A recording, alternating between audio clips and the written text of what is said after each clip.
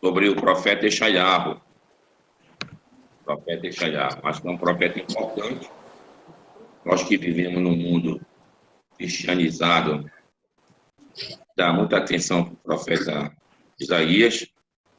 É importante saber o que fala o profeta Isaías, como é todo esse contexto histórico e religioso do profeta Isaías, e a gente tem um melhor entendimento das suas profecias.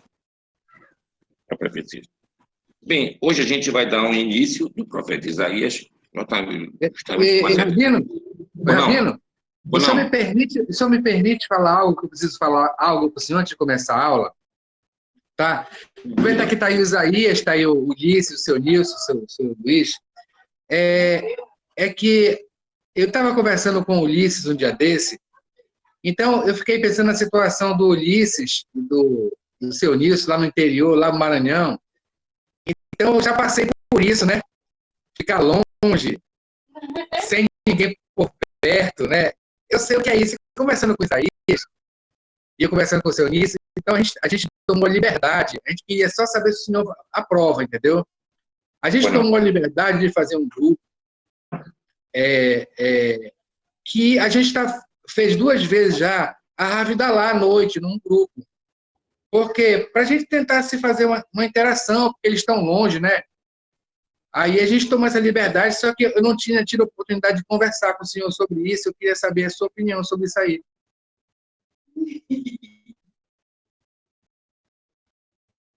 Eu acho importante e aprovo plenamente. Temos que aproveitar essa tecnologia que nos aproxima. E por que não? Acho que a iniciativa está excelente. O Pinhas também está, nosso amigo lá, o Pinhas também está no grupo para dar uma força para nós. Tá bom, então, Rabino. Tá tudo certo, né? Manda abraço. Desculpa ter interrompido, né? Desculpa ter interrompido. Tudo certo. Tá tudo certo. Diretamente de Estevam, né? Tá bom, obrigado, Rabino. Tá tudo certo, então, né? Tudo certo, okay. Com certeza. Então, a gente vai falar um pouquinho sobre o profeta Eshaiahu. O profeta Eshaiahu, o livro dele, compreende 66 capítulos. 66 capítulos. E num estudo mais acadêmico sobre o livro, que não deixa de ser também um estudo rabínico, que muitos rabinos e comentaristas falaram sobre essa diferença do livro.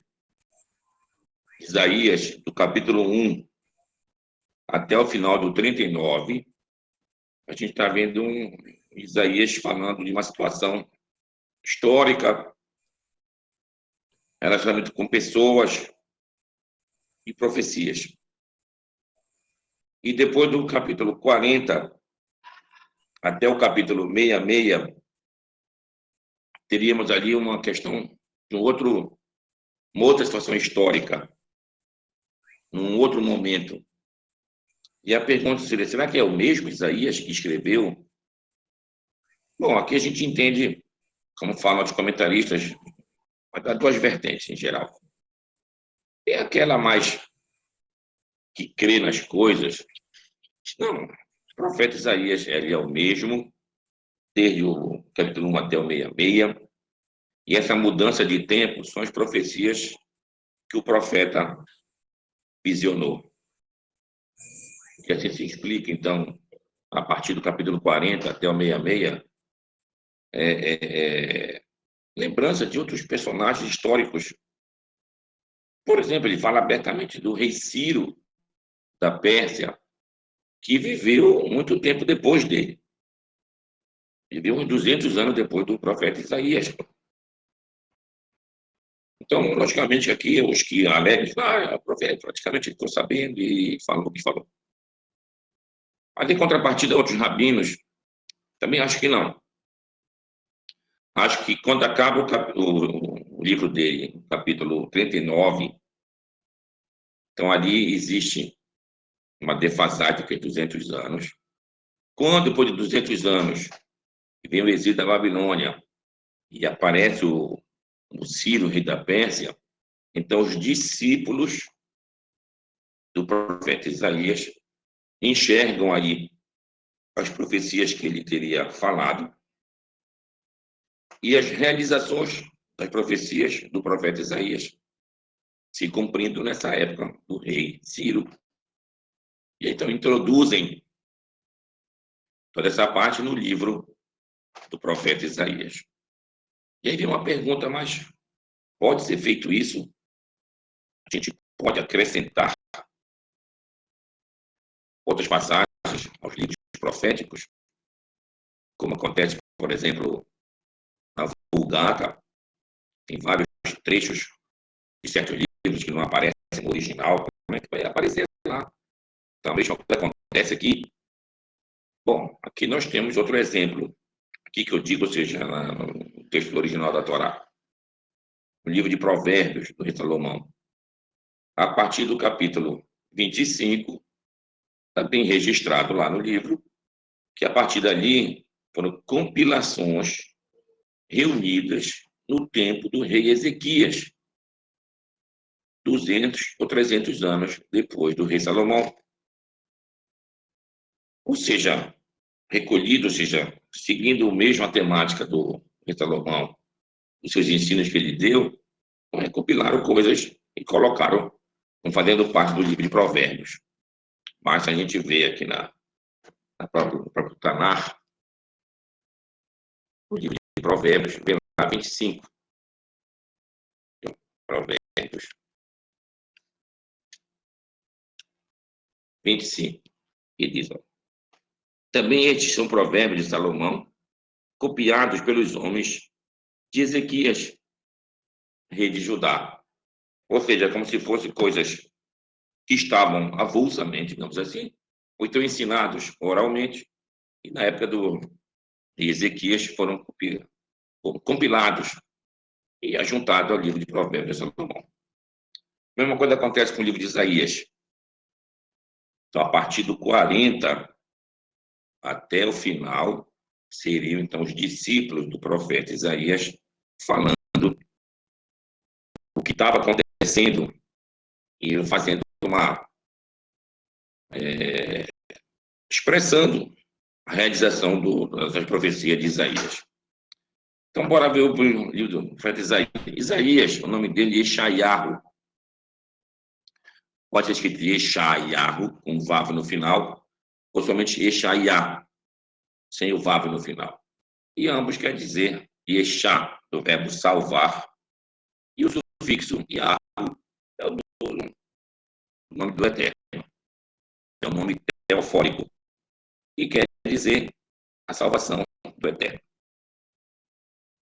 Esse nome Yeshayahu, ele é parecido com o nome Yehoshua, que só muda a sequência, bota o tetragrama no começo do nome e no final a raiz é a mesma, que é do verbo salvar.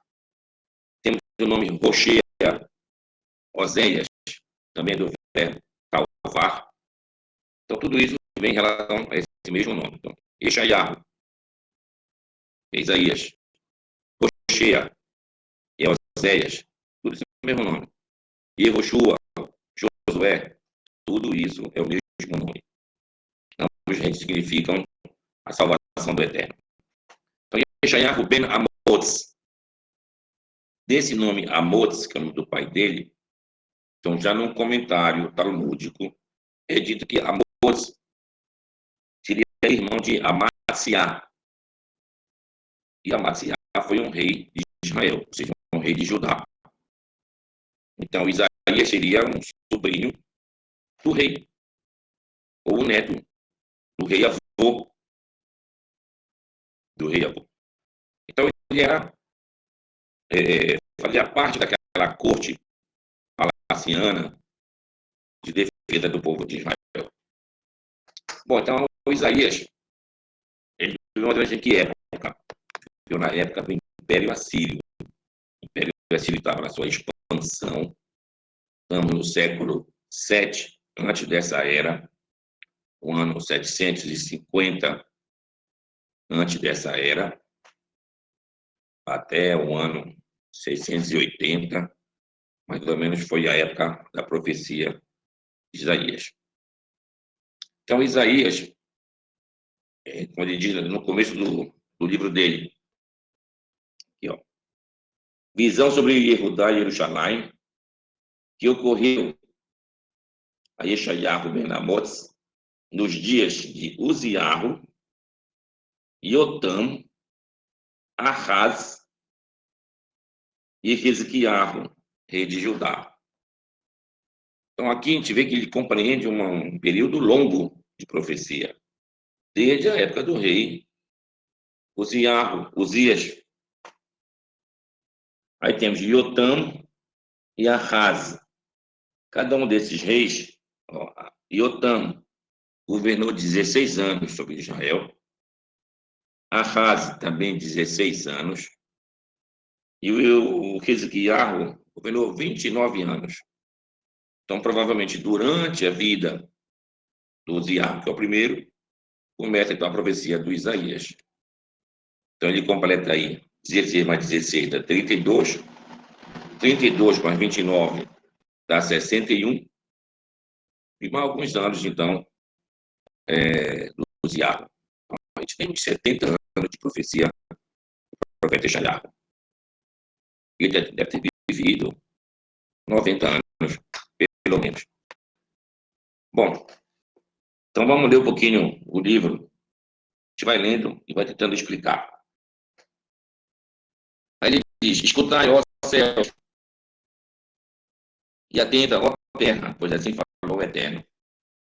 Criei filhos e os exaltei, mas eles se rebelaram contra mim. O que lembra essa frase aqui do profeta Yeshayahu? Ó, de novo: escutai, ó céus, e atentai, ó terra. Isso aqui lembra pela gente de Razino, aquele cântico de Moshe, Razino Haaretz, Razino Hashamayim, Betishma Haaretz. Escutem, ó céus, e ouçam, ó terra. Então a frase é praticamente semelhante ao que está na Perachá de Razino. E assim como lá na de Razino é uma demonstração de Moshe, aqui a gente vê também um papel do profeta Yeshayahu, dando uma demonstração ao povo de Israel. Criei filhos e os exaltei, mas eles se rebelaram contra mim. Aí ele diz: choro, conete balo, o boi reconhece seu dono, e o asno, a manjedoura de seu amo. Mas Israel não me reconhece, meu povo não me compreende. A pergunta aqui é a seguinte: de quem o profeta está falando aqui? De Israel. Tá, mas a gente não pode esquecer que Israel, nesse período, estava dividido. Tinha o reino do norte, chamado Reino de Israel, ou então Reino de Efraim, e tinha o Reino do Sul, que já era conhecido como Yehudá, como Reino de Judá. Então, dá a entender aqui que está tomando por base o Reino de Israel do Norte, e que consequências também para o Reino de Judá. Aí ele diz: ó nação pecadora, povo que se envolveu em iniquidade, semente de malévolos, filhos que se entregaram à corrupção, deixaram o Eterno,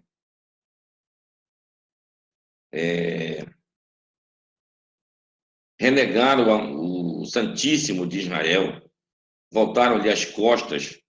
Por que sereis ainda golpeados ante o crescer de nossa perversidade? Já totalmente enfermo está nossa cabeça, desfalecido nosso coração. Aqui o profeta chama a atenção violentamente do povo e diz que nós estamos dando as costas para Deus, dando a nuca para Deus. E isso daqui é uma referência, também voltando lá na saída do Egito, o que o faraó representava? Faraó, que é o nome egípcio, basicamente. A Torá usa, se referindo ao rei do Egito. Faraó se escreve assim: Peresh Ain Re. Peresh Ain Re. Se do contrário, Re, Ain, Resh e P da palavra Haores, que quer dizer a nuca.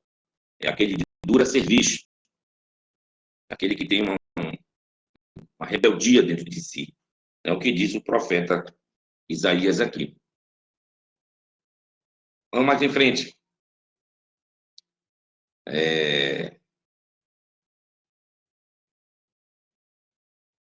Da sola de seus pés ao topo de vossa cabeça, nada permanece, são cobertos de cristais, de feridas,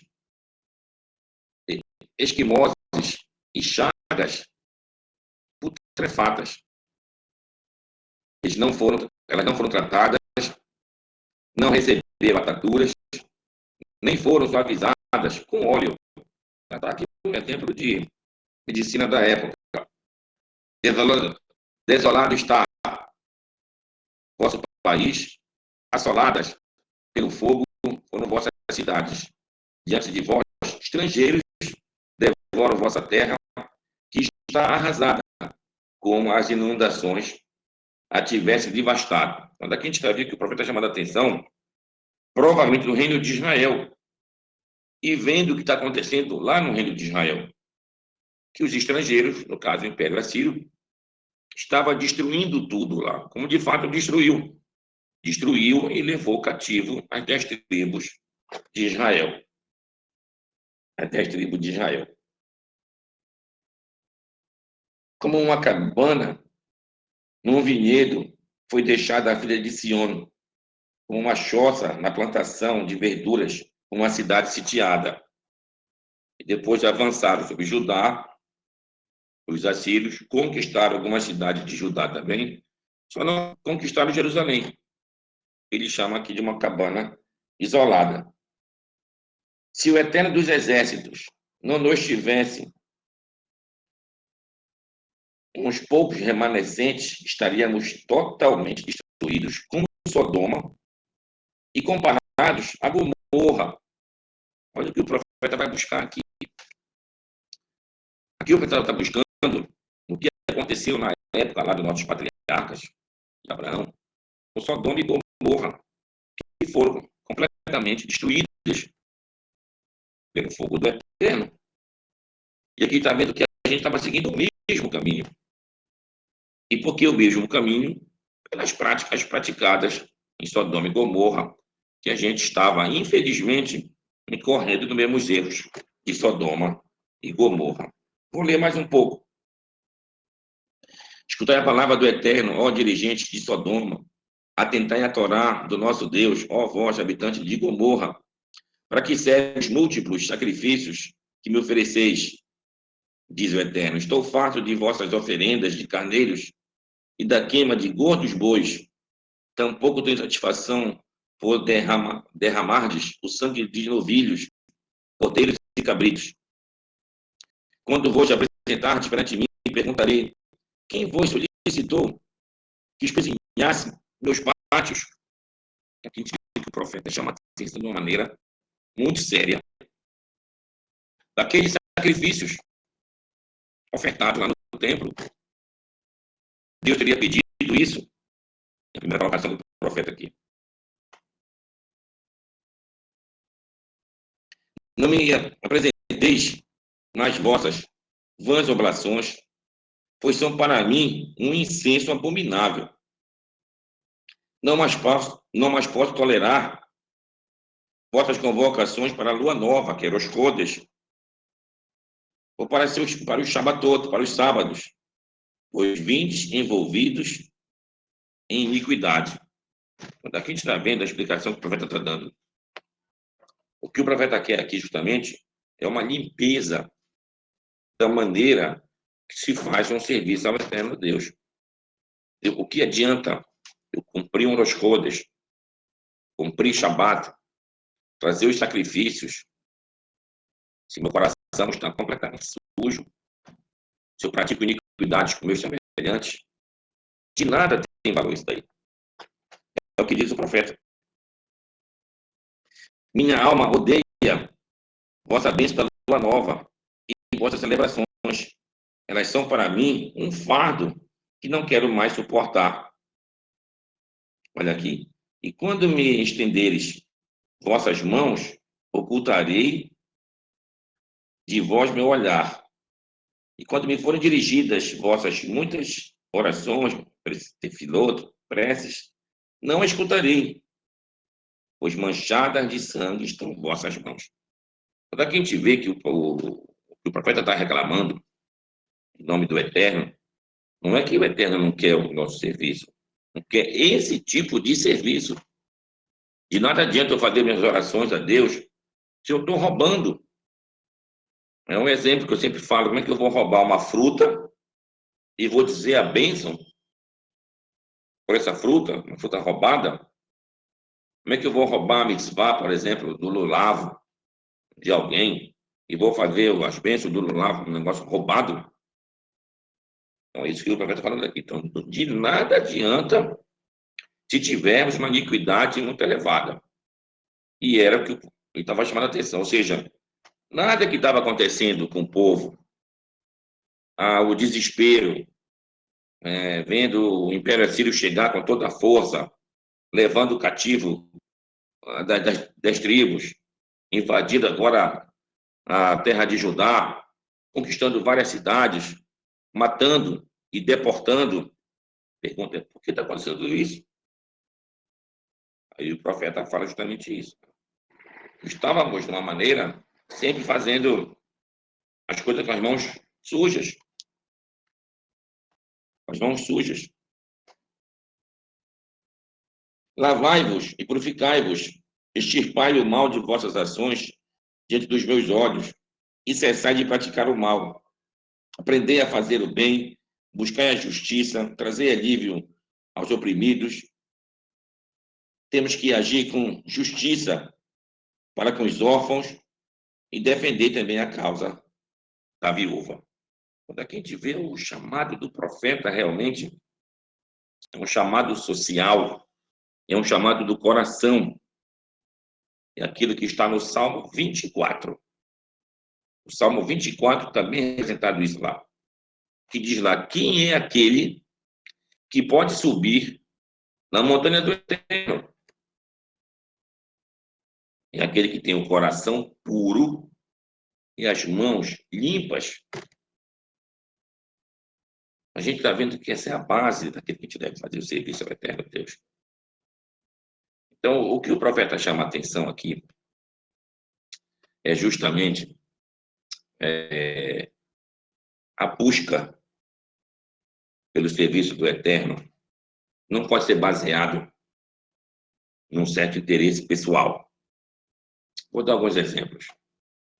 No Pirkei Avot, na Ética dos Pais, na terceira Mishnah, diz assim, Antignos ish Sorro. Antignos é o nome de um sábio, da cidade de Sorro. Ele dizia que a gente não deve servir ao Eterno igual como os escravos servem seus patrões, pensando em recompensa. E sim devemos servir ao Eterno desprovido desses interesses, o que é uma coisa difícil. É dito que várias seitas, no decorrer do segundo templo, enveredaram por um caminho perdido, pensando, como assim não tem recompensa no outro mundo? Estou fazendo todo o meu sacrifício aqui, servir ao Eterno, me acordar cedo, passar uma noite inteira, passar jejum, trazer as melhores ofertas. Não tem recompensa alguma? E aí fizeram várias seitas, como os Baitossim, os Setuquim, os Saduceus, os Betuseus. Os Então, caras aí. eles tinham dificuldade, eles tinham muita dificuldade para justamente entender o mero serviço do Eterno desprovido do interesse de recompensa. Mas não tem recompensa? Claro que tem recompensa. Mas se você faz um serviço buscando a recompensa, diminui teus méritos segundo. Então a gente não pode fazer da esnoga, ou Beit Knesset, ou até do Beit HaMikdash, um lugar para sanar nossas, vamos falar assim, uma doença. Alguém está doente, ele vai no templo, Lá ele recebe uma bênção. Ou ele vai no templo e leva uma oferta. Quer ficar curado com isso? A pergunta não é bem essa. A pergunta é a seguinte: ele costumeiramente, com as suas ofertas ao Eterno, ele costumeiramente costuma receber as bênçãos, as nogas, o Betaquenese, o Betamigdash. Ele costumeiramente faz isso, logicamente que ele vai receber a cura, as bênçãos do Eterno. Mas ele faz só nessa ocasião. Agora eu estou ruim. Agora eu vou lá no templo. E vai querer ser curado? Depois fui lá e não recebi cura alguma. Bom, esse é um caso errado de serviço ao Eterno. Estou fazendo uma troca com Deus. É o que fala o profeta Israel aqui. De nada serve eu levar meus sacrifícios. De nada serve eu fazer o Rosh Chodesh, as neomênias. Nada serve eu fazer o meu Shabbatot. Eu levantar minhas mãos aos céus.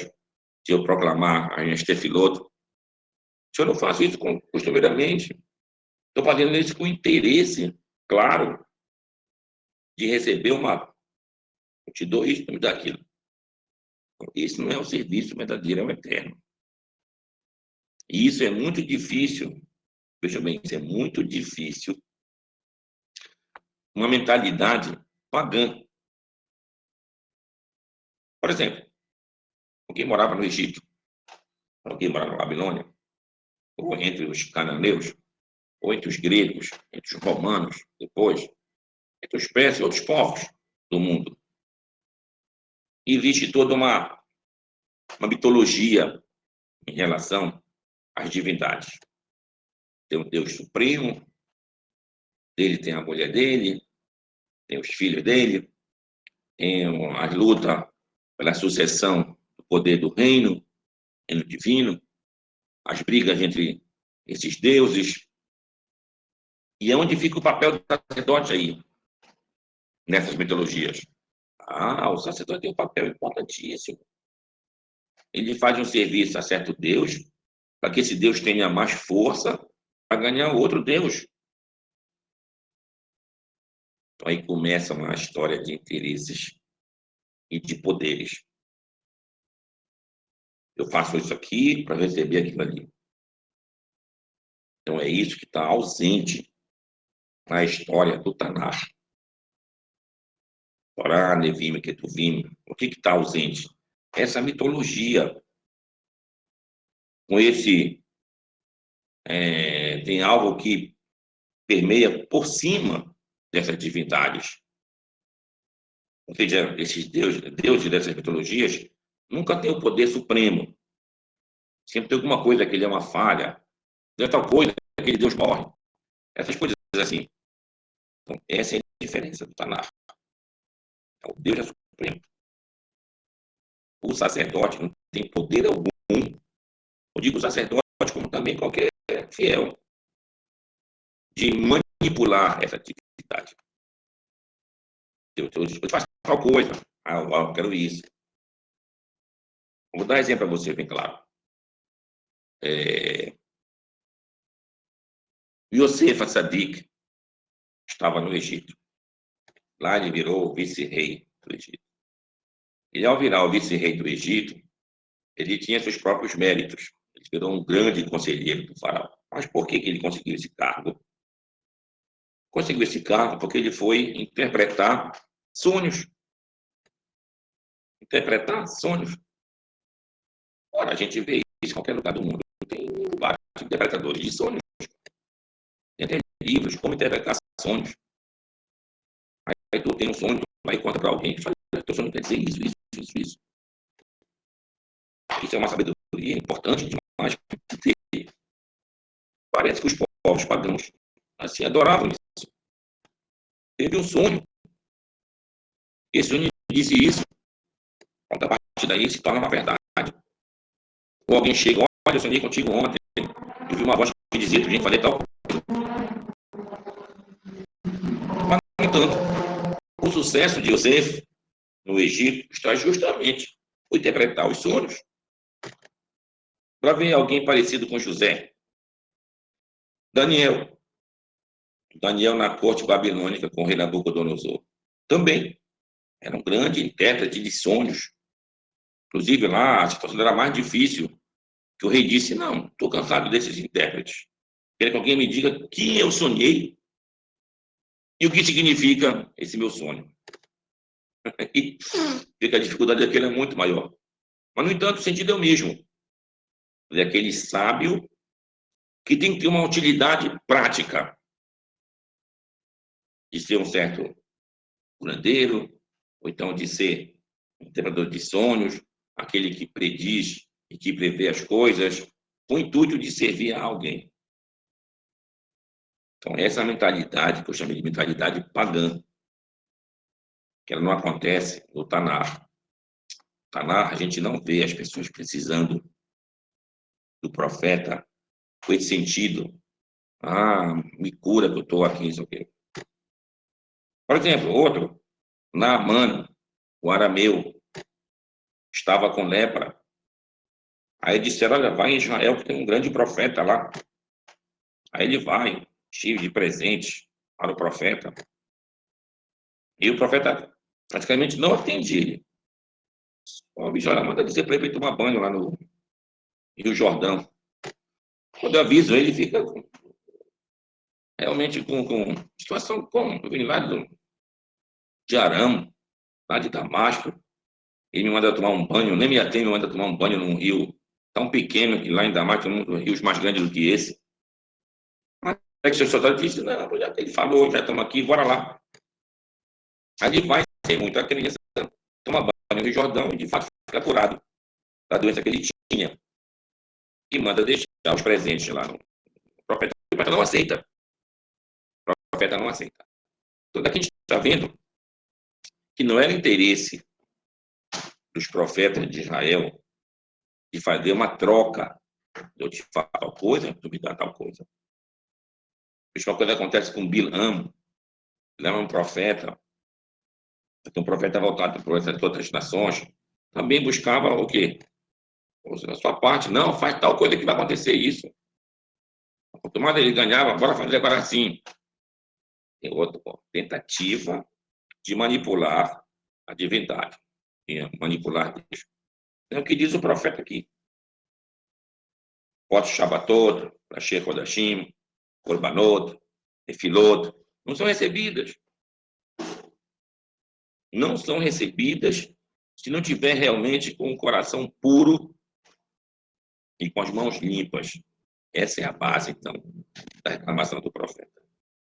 Se nós estivermos fazendo algo, mesmo que aparentemente a gente está cumprindo as coisas, a gente vai nas normas, faz as nossas orações, então, mas internamente tu estás acompanhando isso, está em sintonia, teu coração, o que tu fala, o que tu pensa, não está em sintonia.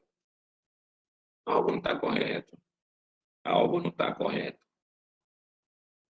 Então, é isso que o profeta Ishaiah chama a atenção.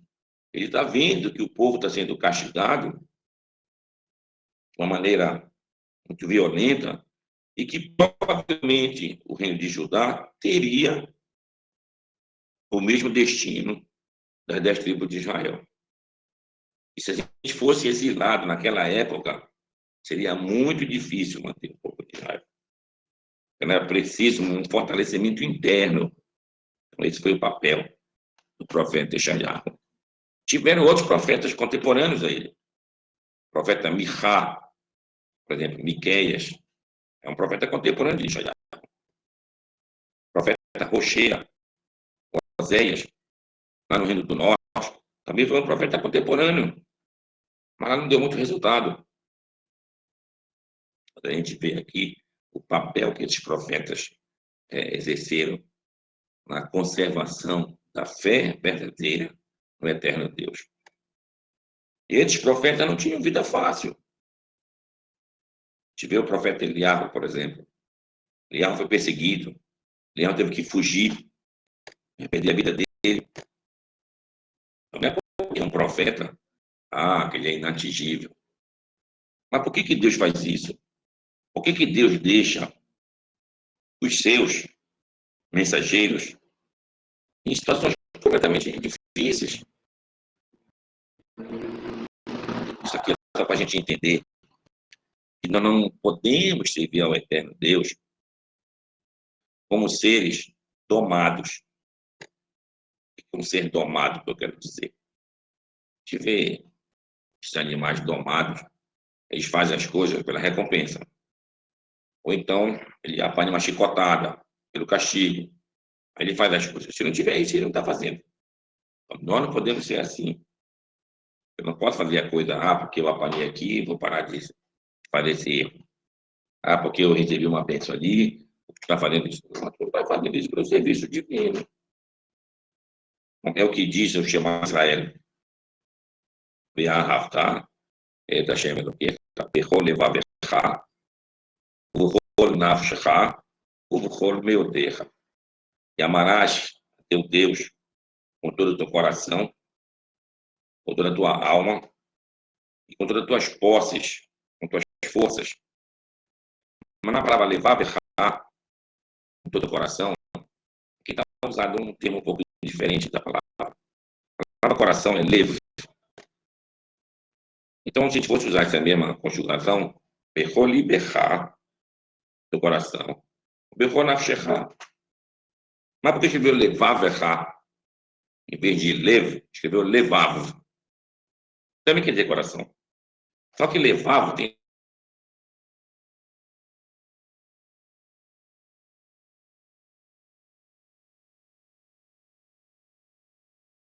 dois que escolher essa palavra para o bem, o teu desejo para o mal, deve estar a serviço do Eterno. Rabino, por favor. Travou a tua fala quando você falou sobre o levar berrar. Sobre levar verrar. Então está escrito no Shema Israel, Ve'ahavta et Hashem Elokecha bechol levar verrar, bechol nafshecha v'chol meodecha. Servir a Deus com todo o nosso coração. Mas a palavra lev, que é o coração, é só um bet. E poderia estar escrito no texto, bechol liberar, com todo o coração. Mas escreveu levar verrar, em vez de lev, levav, que também quer dizer coração. Só que é levável com dois bet. Então, aqui vai ser indicado que nós devemos servir a Deus com o nosso coração, desejando tanto o bem, como também o desejo pelo mal. Então, a gente volta agora para Gênesis, vai começar agora a Perashá de Bereshit. Na Perashá de Bereshit, no capítulo 2, acho que é versículo 9, dá uma olhada aqui. 2:9. 2:9 está escrito. 2:7. E o formou Deus é o homem pó da terra. E formou Deus ao homem pó da terra. Aí mais adiante, a gente tem a mesma expressão em relação ao animal. Vamos ver aqui. No versículo acho que é 19. Versículo 19. E o Eterno Deus formou da terra todo animal do campo. Então a palavra é a mesma. No versículo 7 e no versículo 19. E formou. A gente vai para o hebraico. E formou é do verbo litzor. Lamed, Yod, Sad, Vavresh. Litzor. Então está escrito, tanto no um como no outro. Vaitzer, Hashem Elohim et Ha'adam. Vaitzer, Hashem Elohim et Behemah. E formou o eterno Deus ao homem e formou o eterno Deus ao animal. Tá, mas tem uma diferença no texto. Se você for ver no hebraico, versículo 7, dá uma olhada lá, no versículo 19, a mesma palavra Vaitzer, mas está escrito diferente. Em relação ao homem, está escrito Vaitzer com dois Yod. Vav, Yod, Yod, Sadiresh. E no versículo 19, está a mesma palavra, mas só com um Yod. Vav, Yod, Sadiresh. E o mais certo seria o do versículo 19. seria preciso ter mais um e outro. Mas por que tem mais um e outro dessa palavra, então? Para te indicar que da palavra Yetzer, tem a palavra Yetzer. Yetzer é o instinto. Então, Deus cria o homem com um instinto que pode ir para o bem e pode ir para o mal. Já o animal, não tem um Yetzer. Não é nem bem, nem bom, nem mal. É um Yetzer da sobrevivência do animal. Já nós não podemos fazer coisas com intenção de fazer uma coisa boa, então, infelizmente, podemos fazer uma coisa ruim. Então, tu vê que desde o começo, nós temos na nossa formação, Yetzer. Bom, da palavra Yetzer, a gente vai agora para o Salmo 104. Salmo 104. O Salmo 104, lá é dito que o Eterno cria uma criatura para brincar com ele. Para brincar com ele. Agora ali onde está o versículo. Para brincar com ele.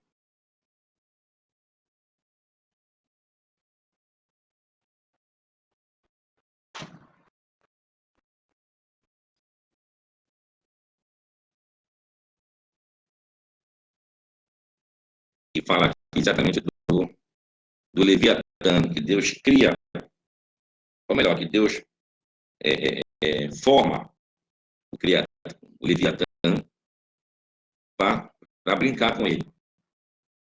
Brincar com ele. A pergunta, a gente vai, mas que Leviatã é esse que Deus formou? Está vendo aqui, ó. Versículo 26. Ou seja, pelos mares navegam os navios e sulca caminhos o grande Leviatã. O grande Leviatã. Então, a gente vê que Deus cria, aí fala, Yatsarta, que Deus formou ao Leviatã. Pergunta, esse Leviatã, o que representa? A gente lê lá em Isaías 27, capítulo 1, que Deus, com sua espada, entre aspas, mata o monstro, o Leviatã, uma grande serpente furtiva que tem nos mares, é o grande Tanim, ou seja, um grande dragão, ou então, a gente queria usar um termo mais moderno, um grande dinossauro. Tá, mas que animal é esse? Eu não falei no começo da aula que não tinha mitologia dentro dos textos da Torá. Então, vendo aqui um pouco de mitologia. O que é Leviatã? O que é Nahash? Esse lá no versículo 27 de Isaías. E o que representa isso? Tanim seria um grande crocodilo. Então, isso é ou não é uma mitologia? Bom, de fato, é uma mitologia. Mitologia até cananeia, daqueles povos semitas ao redor do povo de Israel, também tinham suas mitologias. Então, o profeta usa a mesma questão da mitologia, mas dá justamente um enfoque diferente. Está demonstrando que tudo está abaixo do poder do Eterno. Inclusive esses monstros que são deificados por outros povos. Leviatã, vai no livro de Jó, capítulo 40, 41, aí lá vai esmiuçar mais a questão do Leviatã. Então, Leviatã é um animal forte e as suas narinas, pela sua boca, ele bota fogo, sua cauda quebra os cedros do Líbano, ele esquenta a água no oceano. Então, esse Leviatã é um animal tipo um dragão. a imagem que é retratada lá no livro de Jó. Aqui, ó, a partir do livro, a partir do 40 de Jó, vai falar isso, olha, vê a esperança de vencê-lo, quem o Leviatã. Ninguém tem a ousadia de atrever-se a enfrentá-lo. Quem me deu algo, que me traga a obrigação para ressarci-lo, ou seja, tu pode negociar com o Leviatã. Quem descobriu a superfície da veste do Leviatã? Quem se arriscará em suas duas presas? E aqueles dentes? Quem pode escancarar as portas de sua face? Então, olha como é tido o Leviatã. Tá, mas aí corrobora mais ainda. É uma mitologia. Como é que eu posso explicar agora essa mitologia do Leviatã? Então, do Leviatã, a resposta está em Jó, capítulo 3, versículo, acho que é 7, bora ver se é. Jó 3. Em Jó 3, o nosso personagem Jó, as suas tribulações, ele está reclamando do dia que ele nasceu. Ele preferiria ter nascido morto. Então, aqui, ó, 3. Após esse acontecimento, Jó abriu sua boca e amaldiçoou esse o dia. E Jó assim falou: que se desfaça o dia em que nasci e a noite em que eu fui anunciado. Nasceu um vagão e seja encoberto por trevas. Não pergunte por ele o eterno de suas alturas e não brilhe sobre ele nenhuma luz para iluminá-lo. Que seja engolfado pela escuridão e por sombras da morte, que densa nuvem o encubra e tudo que faz um dia escurecer o aterrorize. Que espessa escuridão paire sobre esta noite e não seja agregada aos demais dias do ano e não seja considerada no cômputo dos meses, que seja desolada e que nela jamais se escute voz de alegria. Agora, é versículo 8.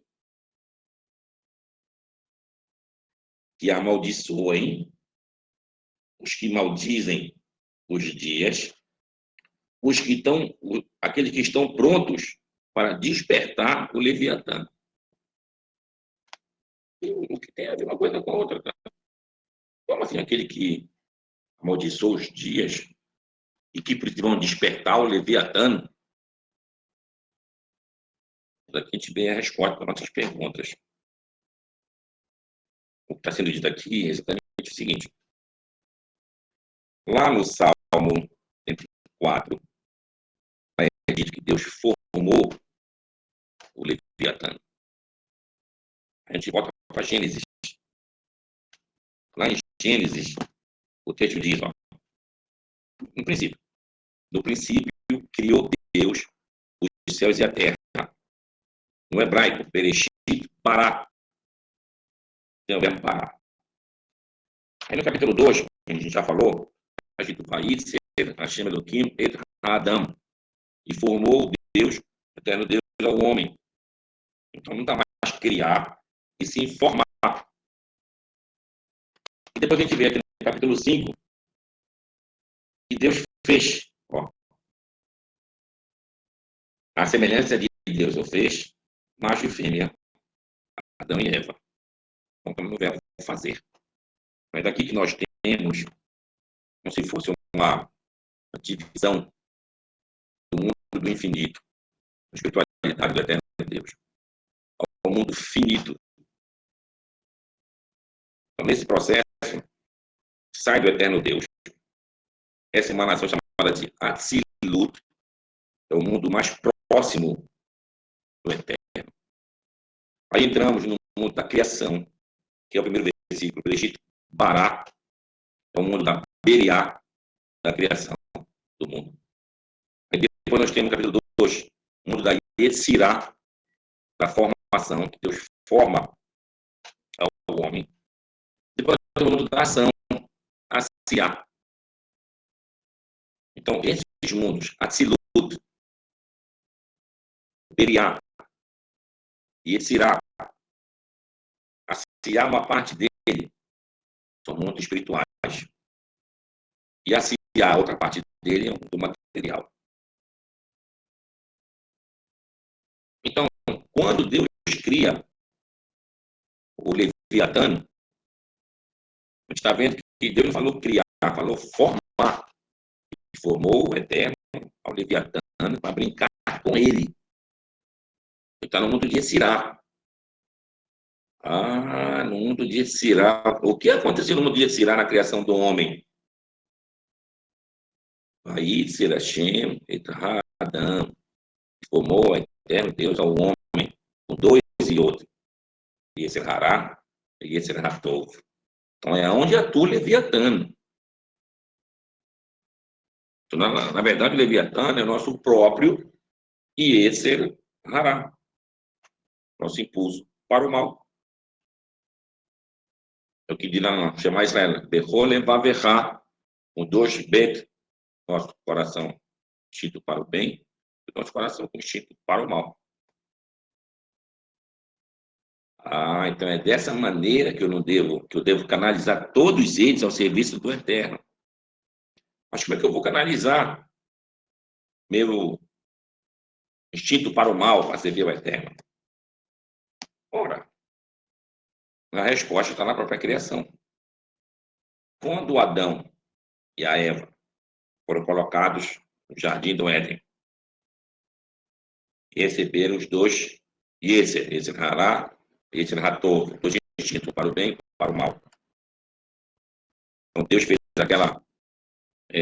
o jardim do Éden, botou uma árvore frondosa e bonita no meio do jardim, e alertou, não comam dessa árvore. E deixou um serafim lá, um saraf. E o saraf foi com a obrigação de seduzir os dois. Através da Eva, começou o assunto até chegar no Adão. Eles foram e ingeriram da fruta proibida. E assim a gente trouxe para o nosso mundo aqui esse modo que a gente vive. A gente nasce, temos dois instintos para o bem e para o mal, e depois vem a morte, que é dito num tratado talmúdico. Tem um tratado chamado Gehinam. Gehinam, a maioria deve saber, quer dizer inferno. Tratado do inferno. É um tratado curto. Mas ele diz lá o porquê da morte. O porquê da morte. Ele traz 3 comentários. Um comentário mais nosso mundo daqui, que a morte acontece para deixar lugar para as novas gerações. É o que diz lá em Misley. Geração vem, geração vai. Depois, o outro motivo da morte é para acabar com o sofrimento de pessoas justas. E o terceiro é que a nossa guerra interna, esse Hará e esse Ratov, só acaba com a morte. Só acaba com a morte. Então, nós temos que saber conviver com o nosso Yetzer Hará. Temos que canalizá-lo para coisas importantes em nossa vida. Exemplos de Yetzer Hará. Que me faz lutar pela vida. Yetzer Hará. Me faz procurar conquistas. Yetzer Hará. Me faz procriar. Yetzer Hará. Me faz conviver com outro gênero, tanto mulheres com homens, homens com mulheres, Yetzer Hará. Mas tudo isso eu posso canalizar para coisas benéficas. Por exemplo, ao me unir com uma mulher, Yetzer Hará, e para ter filhos, é uma coisa benéfica. Tenho aquele anseio de buscar saber, de ter a coisa aqui e ali, Yetzer Hará, uma coisa benéfica. Então, eu tenho uma atividade. Isso é fruto do Yetzer Hará. Eu tenho que ambos serem canalizados para o serviço de Deus. Exemplo de Yetzer Hará errado. Caim.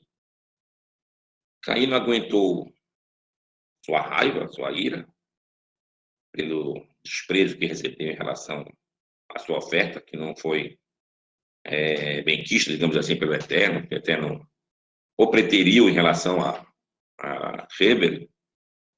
Então, o que ele fez foi matou seu irmão e não se arrependeu. Quando Deus perguntou para ver se ele tinha se arrependido, ele disse: eu não sou o guarda do meu irmão, nem sei onde ele está. Mentiu. Então, esse tipo de Hará é condenado pela Torá. Então, tomar muito cuidado com nossos instintos. Tem um instinto, todo mundo tem seu instinto, todo mundo tem seu instinto. Mas devo ter a ciência dele, devo tentar combatê-lo. Ele é meu próprio leviatano, para depois eu ter uma vida digna. E quando eu não consigo vencê-lo, tenho que ter realmente a modéstia. Eu realmente pequei, mas me arrependo de ter feito isso. Então, essa que é a lição maior que a gente está vendo aqui em relação ao serviço divino. Como é que eu vou fazer um serviço divino se eu não tenho as mãos limpas, se eu não tenho meu coração puro? Cheguei lá nas 9, mas eu espanquei a mulher em casa. Eu vou lá servir a Deus. Isso não tem valor nenhum. Ou todo o contrário. A mulher queimou o marido dela e foi servir o Eterno de droga. Não tem valor nenhum, cara. Então, é essa questão que os profetas Isaías está bem enfatizando aqui no seu primeiro capítulo, praticamente. Que não pode ser igual Sodoma e Gomorra. Fazer coisas erradas e dizer que está certo. Então, temos que ter esse discernimento. Isso é o papel do conhecimento. Uma coisa que é boa, uma coisa que é ruim. Então, uma das diferenças do humano para algo que é do animal tem a ver com essas diferenças. A gente consegue perceber quando um cheiro é bom, quando o cheiro é ruim, quando uma música é agradável, quando o som não é agradável. Então, essas diferenças, isso que faz a diferença. Isso que faz a diferença do humano para o animal. Nós temos 12 Yetzer. Vai Yetzer com 2 e outro. Yetzer Hará e Yetzer Hatov. Bom, dentro desse contexto, vem uma pergunta final. Tá, mas se a gente foi criado com esses dois, Yetzer Hará e Hatov, pergunta por que Deus fez isso? Por que Deus fez eu ser criado com dois instintos? Cara? E me colocou uma situação dificílima. Bom, a resposta está na Perashá que a gente leu semana passada. No Shabbat, a gente leu a Perashá de Razino. Razino. É aquele cântico de Moshe. E nessa Perashá de Razino, tem uma frase assim: Vajman Shurun Vaivat Shamanta Avita Cassita. Quer dizer justamente isso. Ó. É 32, versículo 13. 32, 13. E Exuruna engordou e deu coices. Aí vem engordar-te, engrossar-te e te tornar-te corpulento e abandonar-te a Deus que o fez. E desprezou ao forte, ao eterno, de sua salvação. O que quer dizer isso que eu importei? Como assim? Quer dizer que os gordos não podem servir a Deus? Não, isso aqui é expressão diferente, cara. Cheguei na terra de Israel, plantei as coisas, colhi, tive bons resultados. Estou agora comendo muito melhor. Estou engordando, entre aspas. Aí você pode até esqueça. Estou preocupado amanhã, será que vai dar certo aquela nossa colheita? Vai tomar cuidado com isso aqui. Mas não faça um agradecimento ao Eterno. Por esse motivo, a festa de Sukkot que passou agora. Que eu tenho que pegar aquelas espécies para fazer o serviço do Eterno. Sim, todo o meu trabalho no campo, tem que dar graças ao Eterno pelo meu sucesso. Eu não posso dar coices depois que eu me dei bem. Então, esse é o mesmo motivo também por que nós fazemos a Berachá, no caso do Birkat Hamazon, depois da refeição. O texto escreve: Ve'achalta, ve'savata, berachta, et Hashem Elokecha. Comerás, ficarás satisfeito e abençoarás ao Eterno teu Deus. Então o Deus está me dizendo que eu devo fazer a bênção. Quando? Antes do alimento ou depois do alimento? Depois do alimento. Está no texto. Se é assim, por que eu faço então a bênção antes do alimento? Bom, aqui é um Kal Vachomer, uma inferência direta. Qual é essa inferência direta? Ora, vem um mendigo, por exemplo, ele te pede comida e tu dá para ele, ele te agradece. Antes de comer ou depois de comer? Antes de comer. Ele recebe, muito obrigado. Ele come, o que faz depois? Vai embora. Então, o natural é fazer a bênção antes. Então, se é natural fazer antes, não tinha por que a Torá escrever. Fazer a bênção antes. Já sei que é antes. Mas naquele momento que tu vai embora, é o depois, agora que tu é obrigado a fazer a bênção. Ou tu aprende pela inferência. Mas isso aqui, tu aprende só pelo texto. Então, eu faço a bênção antes. Que é natural fazer antes. Carlos Vachomer. Com maior razão.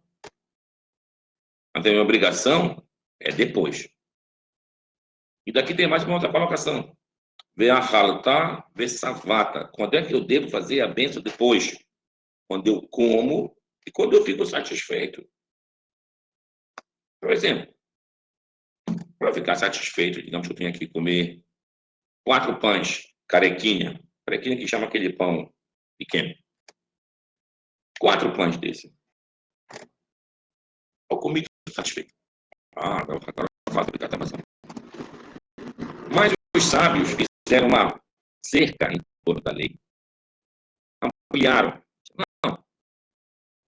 Não só quando ficar satisfeito, obrigado a fazer a bênção, como também comer metade de um pão. Já é obrigado a fazer o Birkat Hamazon. Tá bom. Está falado. Mas qual é o nafkamina? Qual é a diferença entre eu seguir a orientação do que a Torá está me dizendo, daquilo que os sábios expuseram? A diferença é a seguinte. Existe a situação, estou comendo aqui com 4 pessoas na minha mesa. Comendo pão. Quando acabar a refeição, somente um deles vai rezar por todos. Está tirando de errado, está correto. Mas digamos que eu comi dos 4 pães só a metade. Mas os outros comeram 4 pães.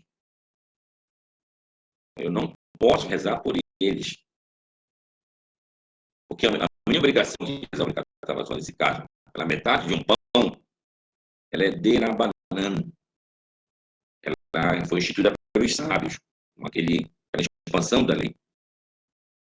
Mas eles comeram 4 pães, estão completamente satisfeitos. Eles têm a obrigação da própria Torá. Então, para alguém rezar pelos outros, tem que ter uma obrigação maior. Então, se fosse o contrário, se eu tivesse comido os 4 pães, eles comeram só a metade, eu poderia rezar por eles. Chama-se em hebraico nafkamina. Qual é a diferença entre eles? O que sai disso? Assim que se dá um estudo realmente na Torá. Então, o que o profeta Isaías e Yeshayahu estava ensinando o povo, cobrando preste atenção, faz o serviço direito ao Eterno. Não muda as situações. Não vai servir ao Eterno Deus só para tu receber uma bênção. Se tu não receber, tu não vai receber mais. Então, isso não deve ser. A bênção ela vem como consequência natural, mas não pode ser teu objetivo. O objetivo maior é servir ao Eterno.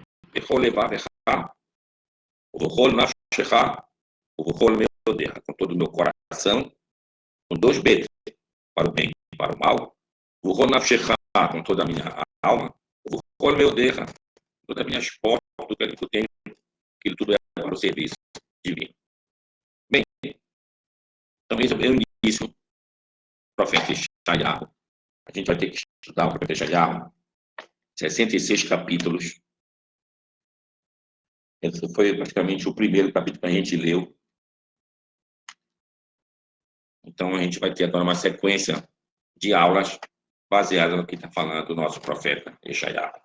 Vou deixar aqui aberto para nossas perguntas, por favor.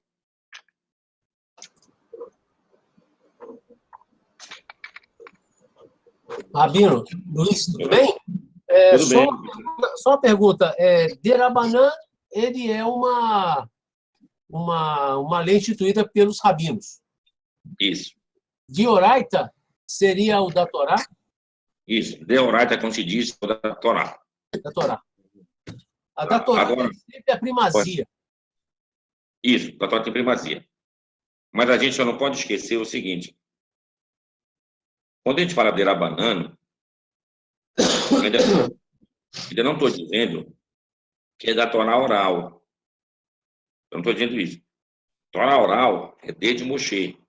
Por exemplo, a seguinte expressão: Halachá, Le Moshe, Missinai. Isso aqui é uma Torá oral, mas é uma lei que vem de Moshe, lá no Sinai. Ela tem o mesmo peso, digamos assim, ela é deoraita. Deoraita. Quando é derabanan, é claramente falado de derabanan, como se fosse uma extensão da lei, uma expansão da lei. E quando ela é citada ou promulgada, ela diz, não, isso aqui é derabanan. E aí tem outras consequências. A gente viu o exemplo do Birkat Amazon, quando algo é deoraita, que pode ser Torá escrita ou Torá oral, de Moshe, e quando é derabanan. Ok. Rabino, boa noite.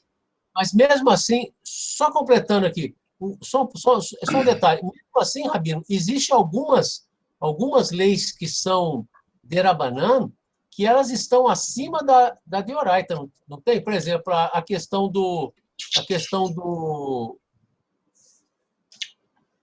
da primogenitura ser de mulher. Ela não é deoraita. Ela é derabanan. Não, peraí, para tu entender, meu amigo Luiz. A primogenitura, a Behor, tem 2 primogenituras. Tem uma primogenitura que é para a questão da herança, ou do reinado, ou de uma herança pessoal da família. Então, isso aqui vai pelo pai.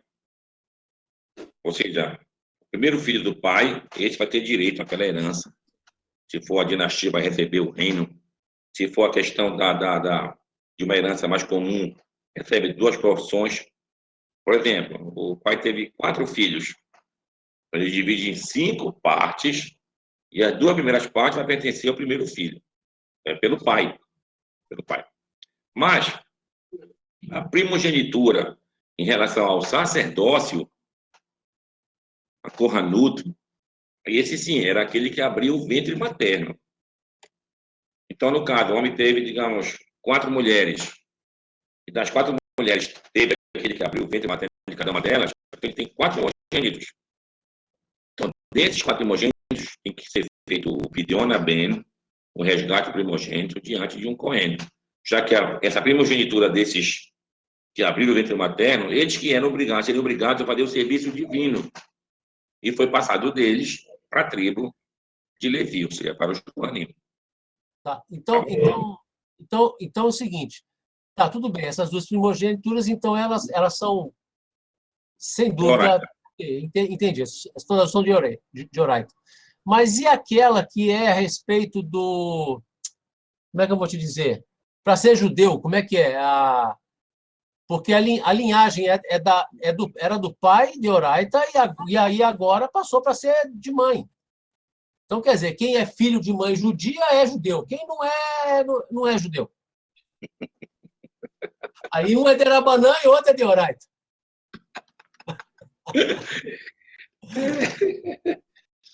Meu amigo Luiz, assim, para ser mais claro, até antes da Torá, profeta dos patriarcas, era através do pai. Através do pai. Aí depois que a Torá foi dada, tem uma passagem que tu pode dar uma olhada, acho que é Levítico. Vou botar lá, Levítico. Deixa eu ver aqui a passagem correta.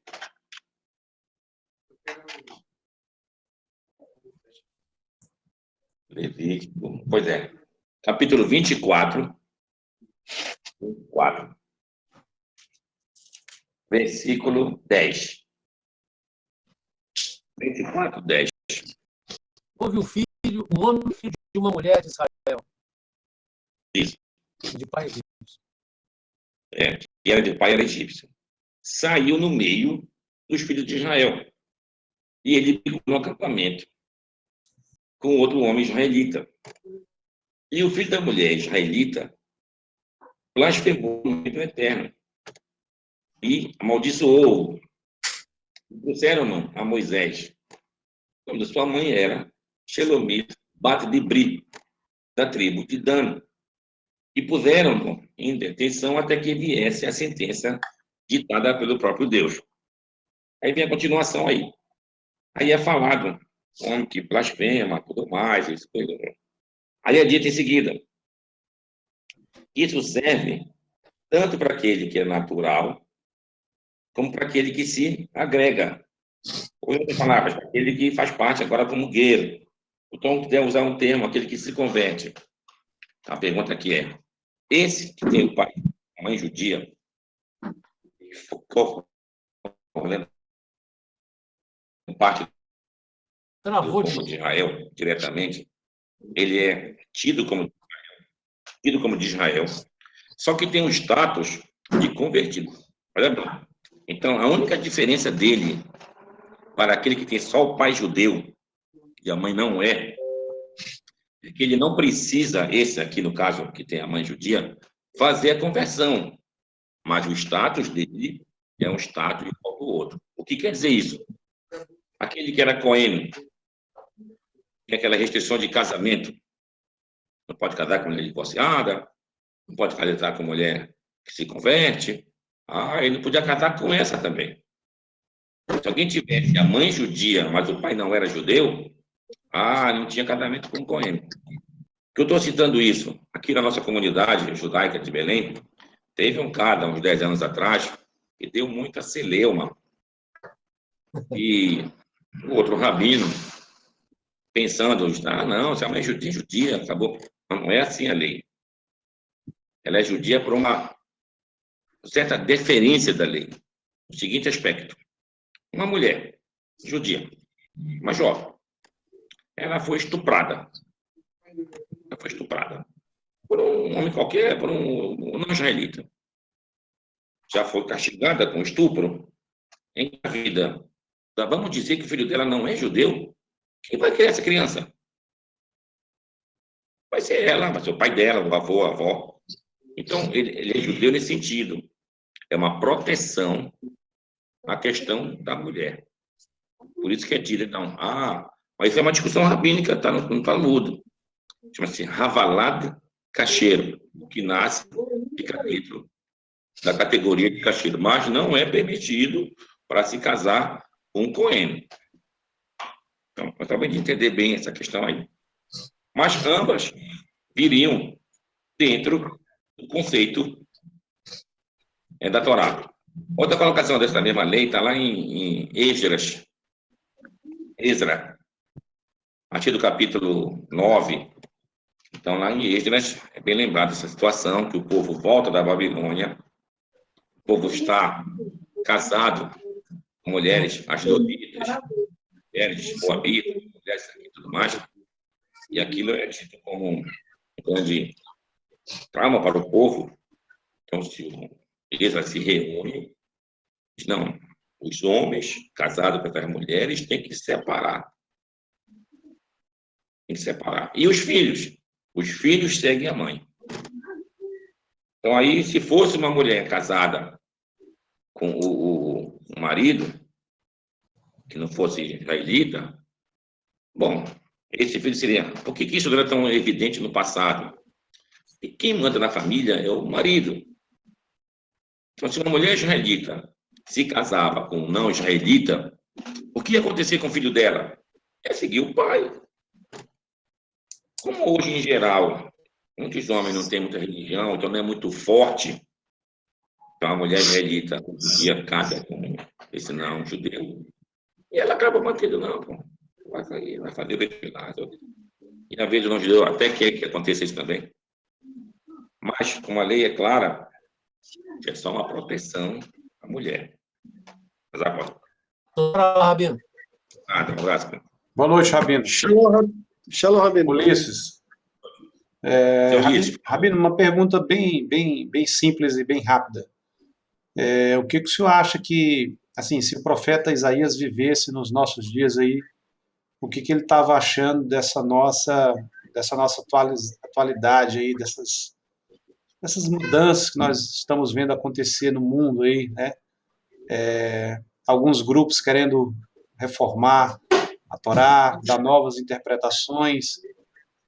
O que o senhor acha que o Rabino, que o profeta estaria feliz com isso aí, ou o senhor acha que isso faz parte? Eu acredito, bem colocado, Ulisses.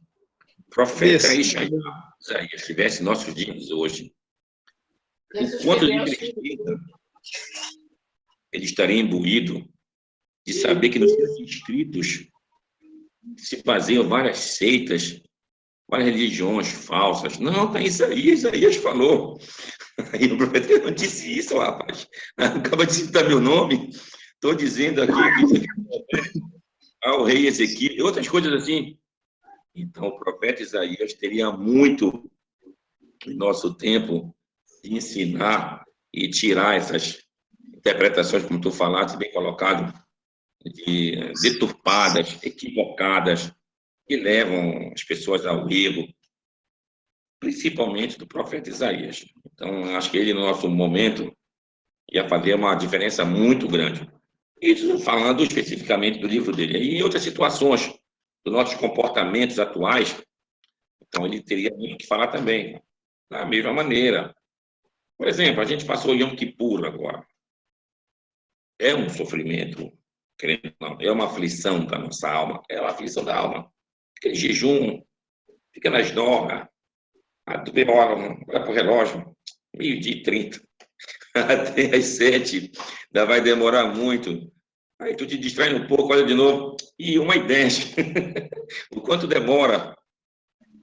Então, ele está dizendo no capítulo 56 de Isaías, 57, que esse não é o jejum que Deus quer. O jejum é só um caminho. Mas o objetivo final dele qual é?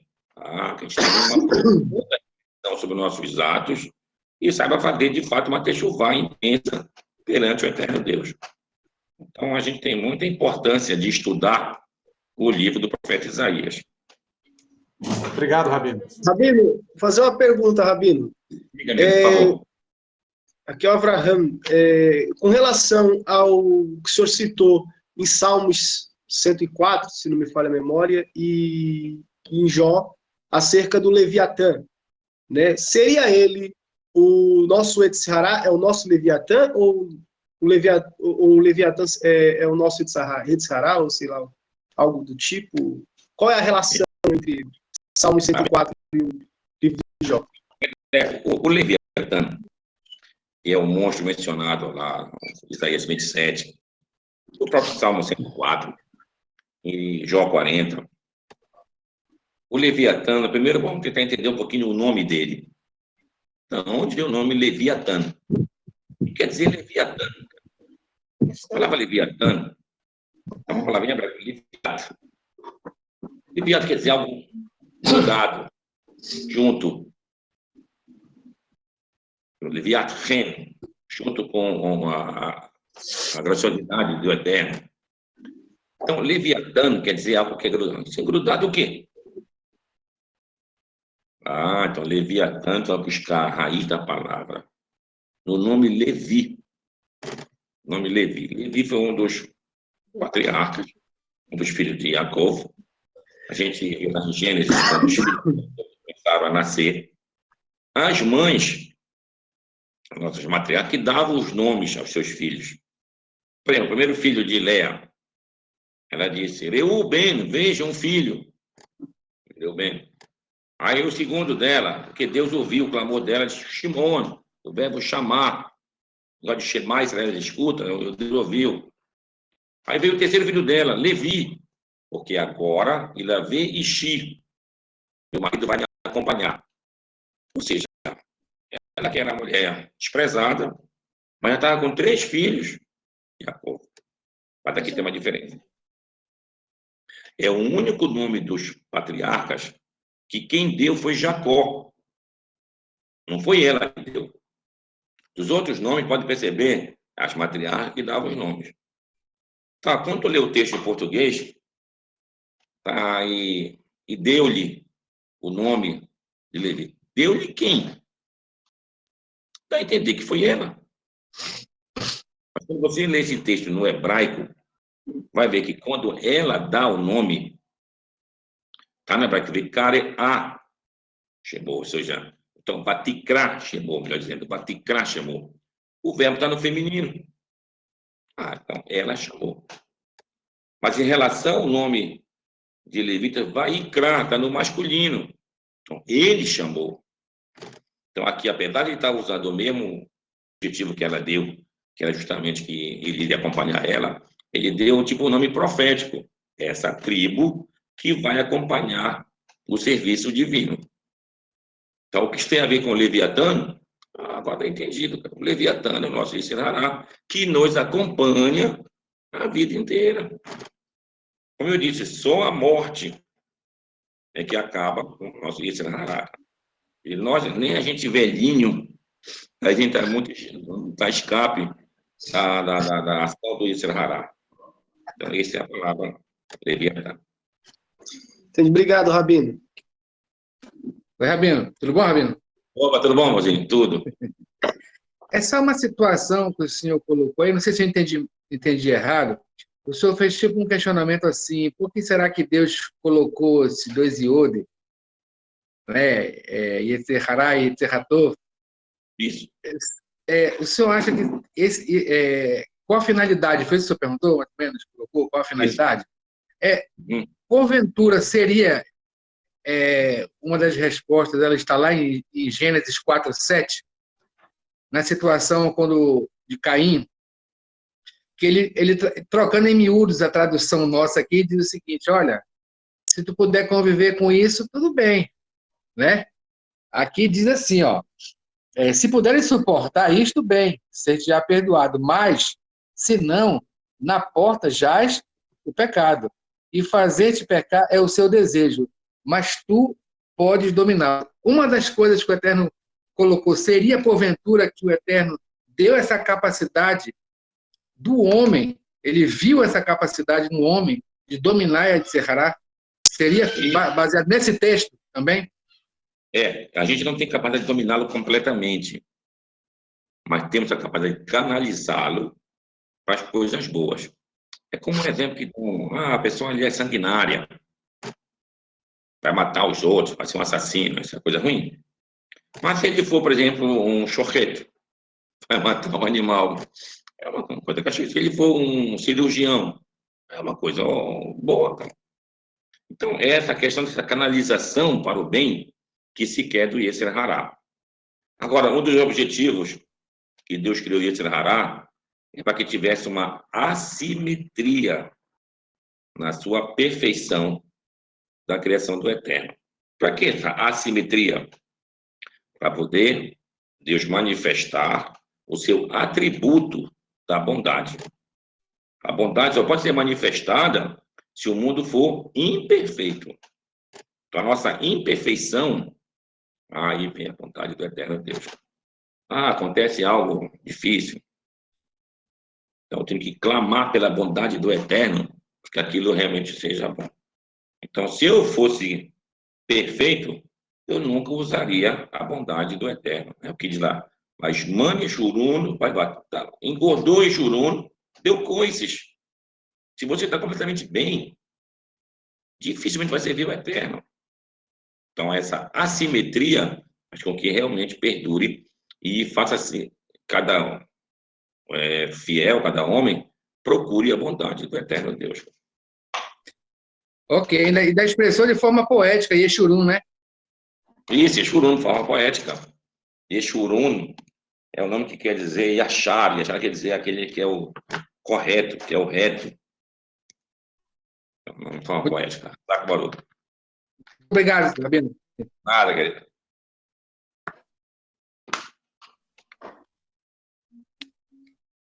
Bem, Boa noite, Rabino. boa noite, querido.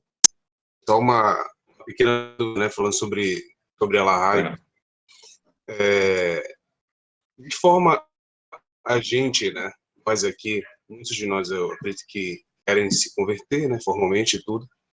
De forma a gente deve se relacionar com a Lahá, porque, como o senhor bem disse, existe uma diferença entre as mitzvot Oraita, Drabanan, e a Lahá, fia ali coroando tudo, né? No caso, o Kitsur Shonaru é um resumo do Shonaru, não é isso, Kitsur? Resumo, lá ele especifica uma série de coisas, às vezes bem específicas, de que forma a gente deveria se portar em relação a isso, e dentro da questão da lei judaica, eu queria saber a sua opinião sobre algumas coisas que vem acontecendo no Brasil em relação aos Bnei Sim, no caso.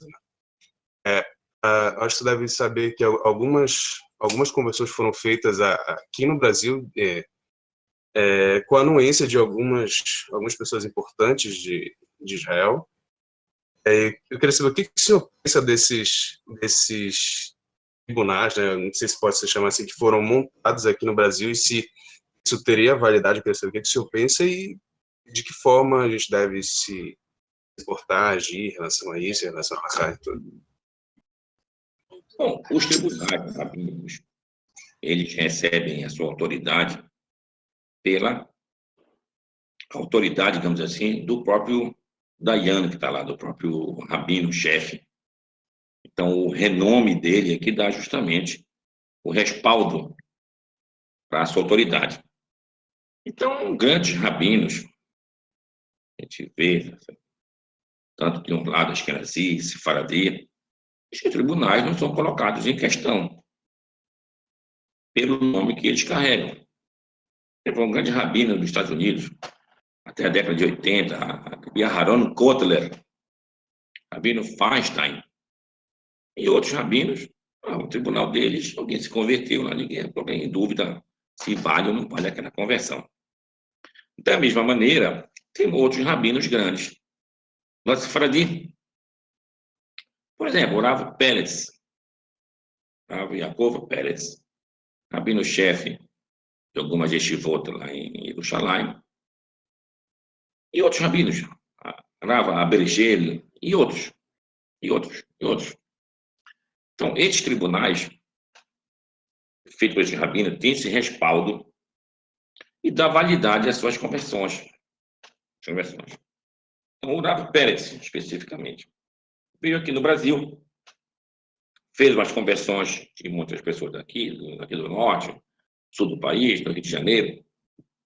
E essas conversões, quando porventura a pessoa consegue ir, digamos, para Israel e apresenta essa conversão, digamos, Rav Peretz, ele é recebido em Yeshivot, lá em Israel. Até agora não vi nenhum tipo de problema. Isso é uma situação. Agora, tem uma outra situação. Outra situação, Caio, tem a ver com o Estado de Israel. O Estado de Israel é um Estado judaico que tem suas leis, como qualquer Estado. Então, lá é estabelecido os tribunais, digamos assim, reconhecidos pelo Estado. Então, tem o Tribunal Rabínico, Rabanut Rashid, de Israel, e seus vários outros tribunais. Então, esses tribunais, quando eles, porventura, fazem uma conversão, logicamente que vai ter validade para o Estado. O Estado vai, foi feito aqui, não reconhece. O que acontece que outros tribunais que não estão vinculados ao Estado. Então, essas conversões, o Estado tem uma certa dificuldade para aceitá-las. Então, por exemplo, alguém fez uma conversão com o Rav Pérez, ou com os outros rabinos que eu falei, quer ir para Israel. A justiça judaica, ela é subalterna ao Estado. E o Estado não reconhece essa conversão. O Estado não está dizendo que a pessoa não é judia, ele não está dizendo isso. Ele só está dizendo que essa conversão não dá validade para a pessoa ter direito a essa imigração para Israel. Então, é isso que o Estado está falando. Que é um problema também de difícil entendimento, mas, na prática, isso está sendo dito. Bom, isso quer dizer, se alguém vai para Israel, digamos, eu comprei minha passagem, sou um estudante de Torá, tudo mais, e consigo chegar até um nível bem alto de um tribunal lá em Bnei Brak, tido como um supra-sumo de um tribunal rabínico, mas que não é veiculado ao Estado. Então, faço minha conversão lá. Eu não deveria ter problema, provavelmente, em sinagoga, como que eu for pelo mundo até lá em Israel. Mas se eu quiser fazer a minha aliar, vou ter problema. Porque esse tribunal não é veiculado ao Estado. Então, a gente tem que saber diferenciar aqui duas situações. Uma situação direta e a outra tem a ver com essa questão aí do Estado, que tem suas próprias leis, que vai definir quem pode, quem não pode, que não está só no critério da halakha puramente. Está ligado à halakha, mas a halakha que a gente reconhece é só desse tribunal aqui que é ligado ao Estado. Então, essa é a questão. Uma é política e a outra é religiosa. São duas questões completamente diferentes em Israel. Tá certo, é exatamente isso. E como o Estado é político, ele tem que defender as suas políticas públicas, internas, externas, a visão que o Estado tem. Até porque a gente não pode esquecer que, ao se dar uma conversão, tu estás dando, se assim o Estado reconhece, um passaporte para alguém, cara. E o Estado não conhece aquela pessoa. Então o Estado fica assim, o que eu faço com essa pessoa aqui? Se for uma pessoa, digamos, mentirosa, lá, vai dar conversão, e agora, ele vai entrar aqui, né? Direto. Então, por isso tem maior dificuldade para o Estado fazer esse tipo de situação. Agora, essas conversões, como eu já falei antes com os amigos aqui, nós, vou me incluir aqui, digamos, nos nossos grupos, estamos imbuídos de servir ao Eterno. E se der fazer conversão, por que não? Fazer uma conversão. E tem muitas conversões, umas válidas claramente, outras duvidosas, outras que não têm validade claramente, mas todas são conversões. Então, para aquele que está nesse processo e tem muito interesse nisso e acha que isso é importante para a vida dele, então, apareceu uma conversão, digamos, com certa facilidade, mas tu não perde nada. Já tem validade ou não, tu já tem uma. A partir dessa daí, tu já pode precisar outra. Que a pessoa que da segunda, não, já fez uma e tem interesse de fazer parte e tudo mais. Então, ele vai galgando. Eu já contei que eu conheço alguém lá em Israel, ele tem umas 4 conversões. Rabanut, tem Bnei Brak, tem de um rabino aqui do Brasil, de outro. Tu é judeu? E você vai conforme ele. Tu quer seguir quem? Ó? Aqui, ó, de Bnei Brak eu tenho. Da Rabanut eu tenho. Do rabino tal eu tenho. Qual tu aceita? Aceita essa, tá bom, muito obrigado. Então, mas assim que funciona. está entendendo, cara? Agora, o que é o nosso papel? Nosso papel aqui é, vamos servir o eterno, levar berraco do nosso coração, para o bem e para o mal. E quando chegar no momento certo, cara, tenha certeza que o eterno vai ajudar. Zacubaú. Zacubaru, meu querido. Rabino, Oi. aqui em Macapá tem a situação do seu brasão, já vai embarcar, né? Pois é, o seu brasão está indo, tá vendo, para Israel? Cara. Vai agora e eu acho que ele vai na primeira quinzena de novembro. Graças a Deus, é uma grande vitória, cara. Oh, Uma grande vitória. Agora, isso é uma vitória, vou repetir para todos vocês, cara, uma vitória a nível pessoal. Mas em relação a Deus, não muda. Em relação a Deus, tanto eu morando em Macapá, lá no Marco Zero, com um pé aqui no Hemisfério Sul e um pé no Hemisfério Norte, e o calor. e o calor tremendo, não muda o meu serviço a Deus, cara. Eu não posso dizer, só vou ser uma pessoa completa quando eu conseguir a conversão. Não. Então, você está completa antes. É igual, por exemplo, eu só vou se fazer quando eu me casar. Por que já é isso, cara? Solteiro tem que cumprir os meus mandamentos, cara. Com todas as dificuldades inerentes de qualquer jovem. Então, essa é a minha situação. Se chegar o momento, Deus agraciar, graças a Deus, tá bom. Mas o importante, não esqueça, é o serviço a Deus. Mas, Rabino, uma questão que eu vejo assim, pontual. Eu entendo que realmente o que importa é nós servirmos o nosso Deus com levar verraco, como o senhor disse, com o nosso coração, com o nosso entendimento. Mas, assim, o mais difícil, por exemplo, no meu caso, às vezes eu viajo muito, às vezes para outro país ou para outro estado. E como é que eu faço, Rabino? Aí eu vou lá e falo assim, eu quero entrar aí, quero fazer a reza junto, eu quero fazer a reza. Aí o cara fala assim, mas tu é judeu? Aí eu falo assim, eu sou. E aí então me prova.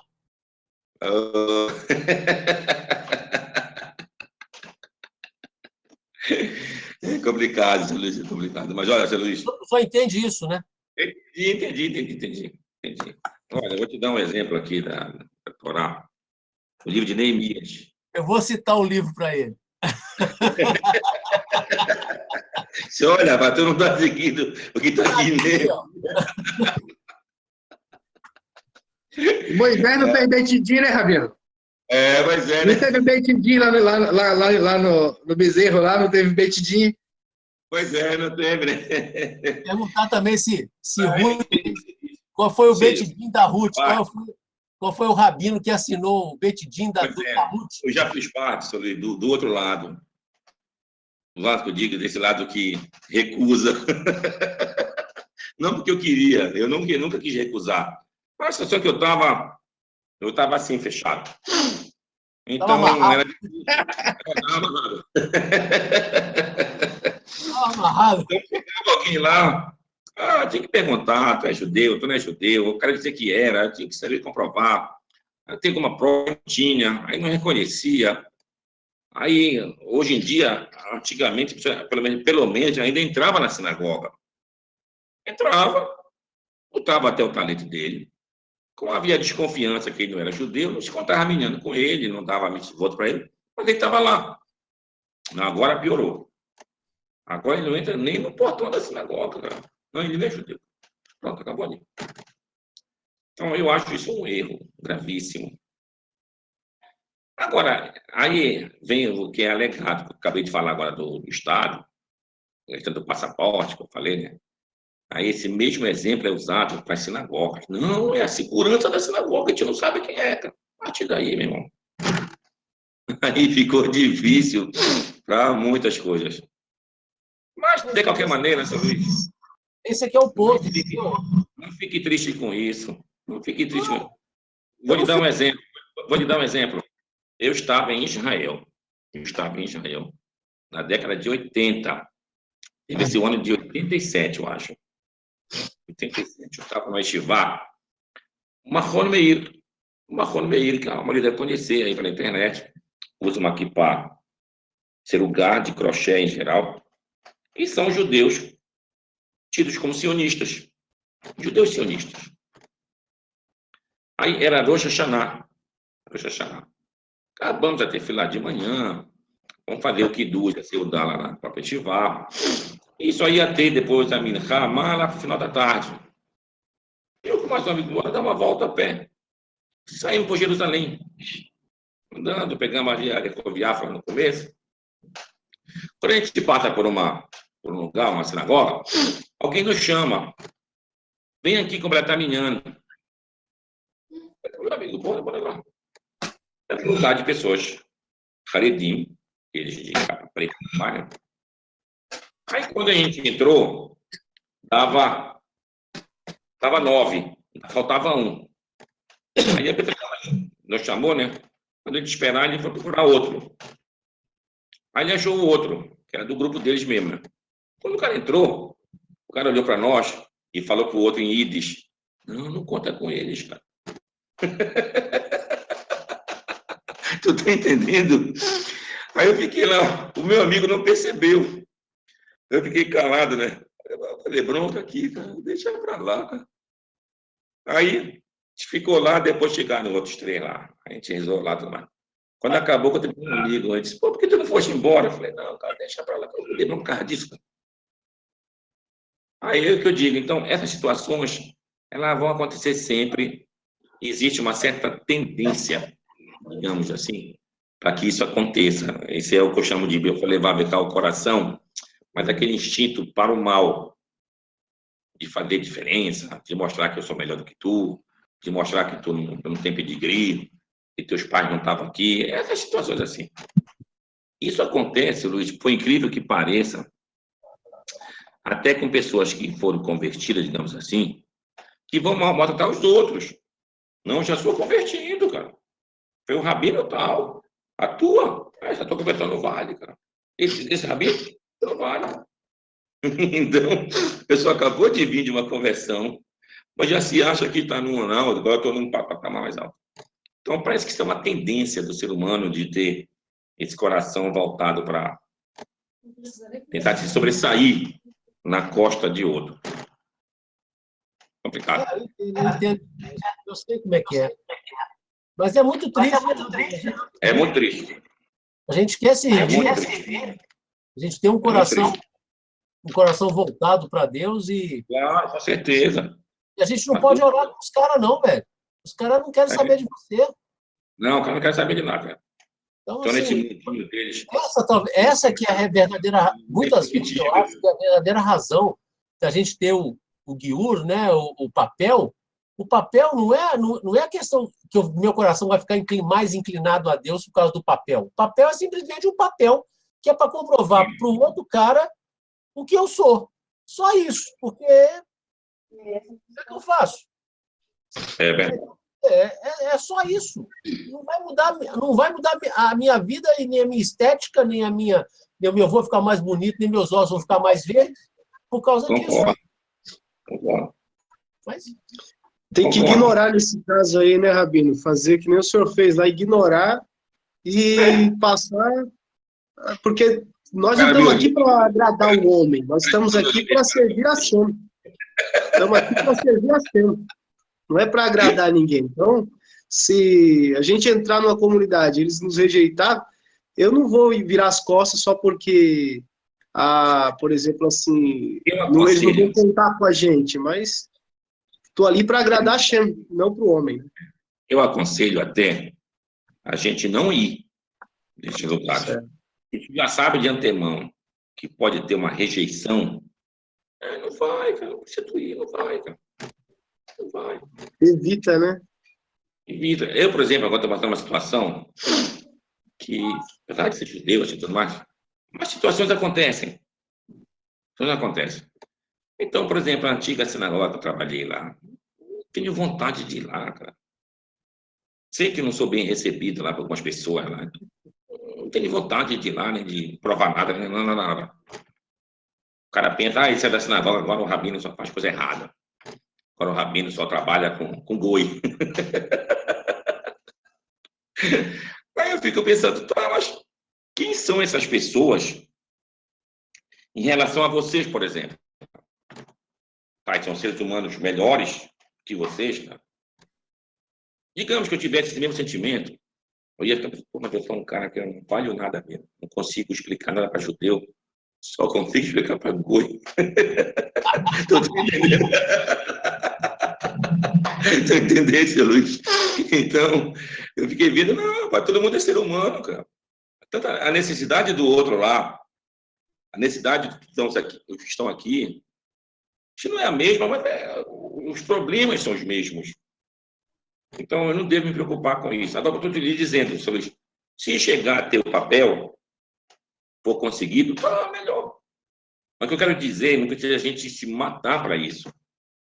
Porque às vezes eu percebo uma certa ansiedade muito grande. Aquele cara que me enchendo o saco, eu sou boi, fica me acusando, nem sei o quê. Esquece isso para lá, cara. Ele não tem importância. Ele é ninguém, ninguém, ninguém. Ainda vou mais longe. Ainda vou mais longe. Aí tu faz uma conversão com um certo rabino aqui. Já outro rabino não reconhece. Por exemplo, vou dar um exemplo para vocês. O rabino daqui de Belém, que no museu não interessa, não aceita conversões do rabinato de Israel. O cara vai para Israel, faz lá uma conversão, a sua dificuldade, muda de vida, se muda, não sei o quê. Foi lá, se converteu, volta. Quando chega que ele apresenta o documento do rabinato, não reconheço. Tá igual a maçonaria, não tem uma de maçonaria do Grande Oriente, grande loja, um não reconhece o outro. O cara tem 50 de maçonaria, chega, não te reconheço como maçom. Então, tem esses problemas. Então, a gente está vivendo isso. Na minha opinião, isso é um erro. Na minha opinião, isso é um erro grave. Eu acredito que o tempo para fazer isso mudar. Aí, enquanto não mudar também, bora para frente, bora estudando, bora fazendo. Tem aquela história que o navio dele naufragou, ele achou uma ilha, aí teve lá e estava sozinho, não tinha ninguém. Ele falou assim: sou judeu, salvei aqui um sidur, tenho o meu talit, vou montar uma sinagoga aqui para mim. Ele foi e montou uma. Passou um tempo, 1 mês, 2 meses que ele tinha montado, montou outra lá. Passou-se um ano e tal, aí o cara foi, localizaram ele e foram lá salvar ele. Aí ele foi olhar assim: mas só tem você na ilha? O que é aquilo ali? Não, aquilo é uma sinagoga. E aquilo ali? Não, outra sinagoga. Mas, pô, só tem você, cara. Qual que você frequenta? Aquela ali. Mas e aquela ali? Não, aquela ali, não gosto daquela ali, não. Aquele povo ali não gosta de mim, não. Sabe o que é engraçado? É uma piada, mas ela é verdadeira. Ela é verdadeira. Pode ver os lugares que tem. Não, eu só vou nessas aqui, eu não vou. Não gosto daquele povo. Pra eu não gosto daquele povo. Rabino, o senhor virou até messiânico, não foi? Pois é, eu só estava esse ano, estão me acusando de Meu Deus. brincadeira. Né? Ai, ai.